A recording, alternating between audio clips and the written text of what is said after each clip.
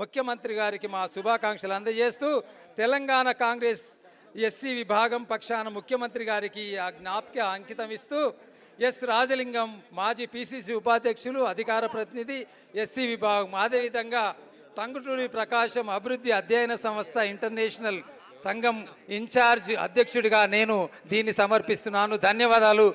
వైశ్యులందరికీ మా యొక్క శుభాకాంక్షలు. నా గురుడికి నేను అంకితం ఇస్తున్నందుకు ధన్యవాదాలు, శుభాకాంక్షలు. ఈ యొక్క జ్ఞాపిక ముఖ్యమంత్రి గారికి అంకితం. ధన్యవాదాలు. దయచేసి అందరూ ఆడిటోరియంలో కూర్చోవాలి. Kindly clear the dais. Kalaniketan Kalyan గారు అందరినీ క్లియర్ చేయించండి సార్. కాశీ గారు, కోలేడు దామోదర్ గారు దయచేసి చాగంటి వారి సందేశం వినేందుకు అందరూ ఆడిటోరియంలోకి వెళ్లాల్సిందిగా రిక్వెస్ట్ చేస్తున్నాం. దయచేసి క్లియర్ ద డయాస్. ఫొటోస్ తర్వాత అండి. చాగంటి వారి ప్రవచనాల్లో క్రమశిక్షణ, సమయపాలన, గురుభక్తి, పెద్దల పట్ల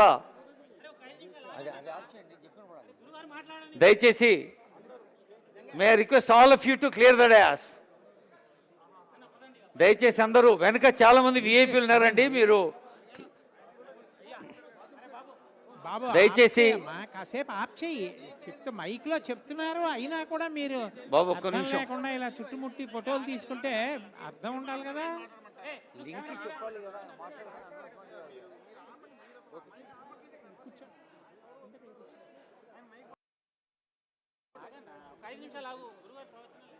తెలంగాణ రాష్ట్ర ప్రభుత్వం సాదరంగా నిర్వహిస్తున్న కొణిజేటి రోషయ్య గారి జయంతి సందర్భంగా రోషయ్య మెమోరియల్ ట్రస్ట్ తెలంగాణ రాష్ట్ర భాషా సాంస్కృతిక శాఖ చేత సాదర సభక్తిక సన్మానం అందుకున్న పెద్దలు చాగంటి కోటేశ్వరరావు గారి సందేశం.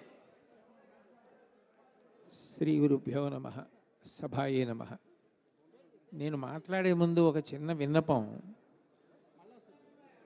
ఆజన్మాంతరం సిద్ధాంతాలకి కట్టుబడి ముఖ్యమంత్రిగా, గవర్నర్గా, మెంబర్ ఆఫ్ పార్లమెంటుగా, గొప్ప రాజకీయ దురంధరుడిగా, వాక్కులలో తిరుగులేని వ్యక్తిగా శోభిల్లినటువంటి ఒక వ్యక్తి గురించి నివాళి సమర్పిస్తూ మాట్లాడేటప్పుడు కనీస మర్యాద పాటించడం ధర్మం. ఇలా వెనకాల నిలబడప్పుడు ఫోటోలు తీసుకుంటూ, మీరు కెమెరాలు పెట్టి ఫోటోలు తీస్తూ, అది మర్యాద? మీరందరూ కిందకి వెళ్ళండి, కూర్చోండి. ఫోటోలు తీసుకునేటప్పుడు తీసుకోవాలి. ఎందుకు మీ అందరు ఎందుకు వెనకాతలు? నాకేం భయం లేదు మాట్లాడడానికి. నాకేమైనా భయం ఉంటే మీరు వెనకాల నించోవాలి. వెళ్ళి కూర్చోండి. మాట్లాడేటప్పుడు దానికి ఒక మర్యాద ఉండాలి, దానికి ఒక గౌరవం ఉండాలి. అంతేగాని ఇలా వెనకాల నిలబడి ఫోటోలు తీసుకుంటుంటే మాట్లాడటం ఏం మర్యాద అది?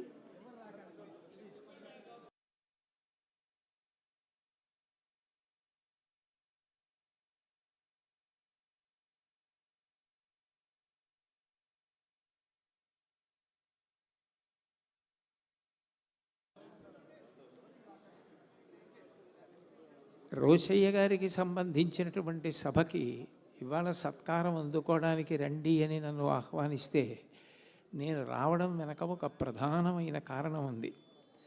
నేను ఈ ధర్మ ప్రచారం నిమిత్తం అనేకమైనటువంటి ఊళ్ళు వెడుతూ ఉంటాను.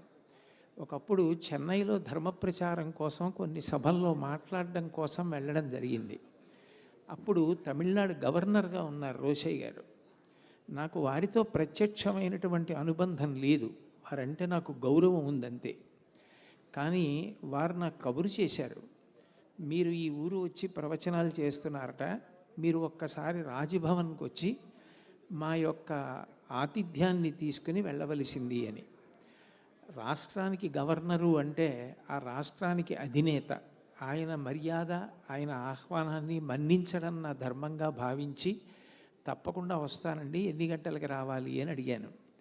మీ కార్యక్రమాలు ఎలా ఉన్నాయి అని అడిగారు. నాకు ఇదిగో ఇట్లా కార్యక్రమాలు ఉన్నాయండి, ఉదయం వేళ నేను ఐఐటి చెన్నైలో మాట్లాడాలి అని చెప్పాను. అయితే మీరు ఒక పని చేయండి, ఆ ప్రవచనం అయిపోయిన తర్వాత 11 గంటలకి రాజ్భవన్కి రండి అన్నారు.